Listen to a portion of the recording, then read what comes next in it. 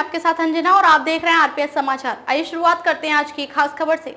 सोने में रिकॉर्ड तेजी की यह सबसे बड़ी वजह है अमेरिका से सीधा कनेक्शन। जानिए आगे क्या रह सकते हैं हालात। साल भर पहले की तुलना में दुनिया अभी थोड़ी शांत दिख रही है। पूर्वी यूरोप में यूक्रेन का मोर्चा पहले जैसा ही है, लेकिन पूर्वी एशिया में ताइवान और पश्चिमी एशिया में फिलिस्तीन का मोर्चा ठंडा माना जा सकता है। लेकिन सतह के नीचे बहुत गहरी बेचैनी, कुछ बहुत बुरा घटित हो जाने का डर वैश्विक अर्थव्यवस्था को सता रहा है।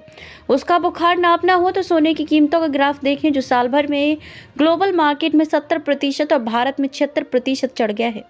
बीच में सोने चांदी में एक बड़ी गिरावट भी आई, लेकिन अभी हालात वापस पहले जैसे हो गए हैं। इतिहास से तुलना अतीत में ऐसा कुछ भीषण बदलावों के समय ही देखा गया है। 1974 में डॉलर की कीमत स्थिर रखने वाला ब्रेटन वुड्स समझौता खत्म होने पर 1979 और 80 में ईरान की इस्लामी क्रांति के बाद खाड़ी क्षेत्र की उथल पुथल के वक्त और 2010 में अमेरिकी वित्तीय प्रणाली के हिल जाने से पैदा हुई महामंदी के प्रभाव में ऐसी कोई विश्वव्यापी उथल पुथल तो अभी कहीं देखी नहीं जा रही है। फिर सोने की कीमतें रॉकेट का मुकाबला क्यों कर रही हैं? मामले का दूसरा पहलू डॉलर की कीमत गिरने का है। डॉलर का बाजार भाव दुनिया की बाकी ताकतवर मुद्राओं पाउंड, यूरो, येन, युआन वगैरह के एक बास्केट के बरक्स नापा जाता है। 2025 में डॉलर 10% के आसपास सस्ता हुआ है। ध्यान रहे, अमेरिकी अर्थव्यवस्था अभी अच्छी हालत में है। फिर डॉलर का वजन कम होने की क्या वजह हो सकती है?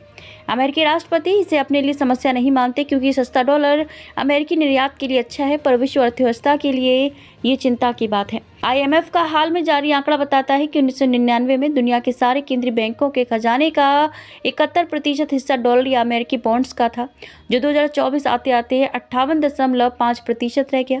केंद्रीय बैंकों की प्रवृत्ति अभी अपने खजाने में सोने का हिस्सा बढ़ाने की है। अन्य शक्तिशाली मुद्राएं भी ज्यादा रखने लगे हैं। खबरों में अब तक के लिए बस इतना ही। फिर होगी आपसे मुलाकात कुछ ऐसी खास खबरों के साथ। तब तक के लिए नमस्कार और देखते रहिए आरपीएस समाचार।